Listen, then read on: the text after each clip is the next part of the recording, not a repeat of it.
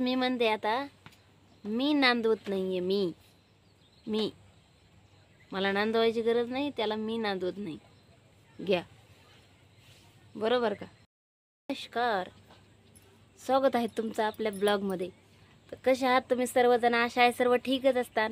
तर मी सांगणार आहे तुम्हाला, आज ह्या जगामध्ये सर्वात सुखी कोण आहे?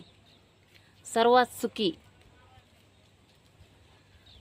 सुखी तीच व्यक्ती आहे ज्यांच्या घरात कधीच भांडण झाले नाही आजपर्यंत.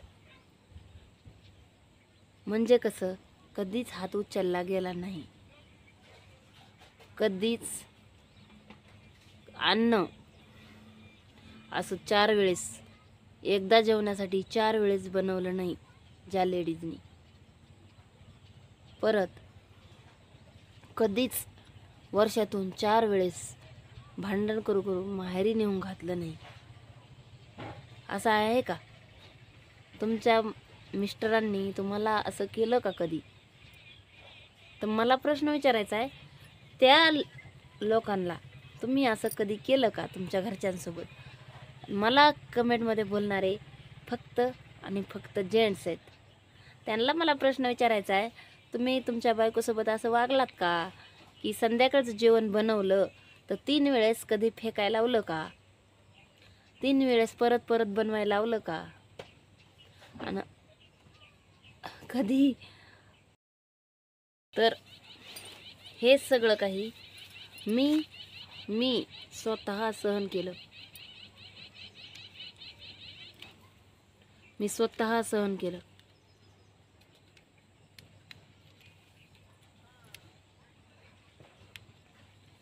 आणि मी खोटं बोलत नाही. आणि जे मला म्हणतात ना, घरातलं बाहेर नसते सांगायचं, सांगावं लागतं. काही मला म्हणत्या, तुला नवऱ्याने सांभाळलं नाही. अरे नवऱ्याला मी सांभाळत नाही आता, हे म्हणा. नवऱ्याला मी सांभाळत नाही. नवऱ्याला मला नांदवायचा विषयच उठत नाही. मी नवऱ्याला नांदवत नाही, नांदवणार बी नाही. समजलं? कारण हे सगळं पूर्ण व्हिडिओ बघावं लागेल तुम्हाला त्यासाठी. कारण की जे माझ्यासोबत वागला गेलाय ना, ते कधीच कोणासोबत वागू नये, कुणीही. आणि ह्या जन्मात इथंच करायचं आणि इथंच फेडायचंय माणसाला. आणि लगेच ते बी डोळ्यासमोर माझ्या, जे माझ्यासोबत वागले गेले ना, पोराचा पाळणा मोडला, पोराचा पाळणा असा लाता घालून. इतकं आपल्याला 7-9 वर्षाचं पोरगं झालंय, त्याचा पाळणा कोणी मोडन का? त्याच्या गादीला कोणी हे करीन का? माचीसची काडी. इतकं म्हणजे वाईट वागलेले आहेत ना माझ्यासोबत, मी सांगू शकत नाही. तुम्ही काय बोलता? आणि हे सगळं तुम्हाला घरचं, माझ्या घरातलं तुम्हाला सांगायची काही गरज नाही. पण कुणी काय म्हणते, तुला नांदवलं नाही, तू हैसच तशी, तुझ्या तशाच ह्याच्यामुळं.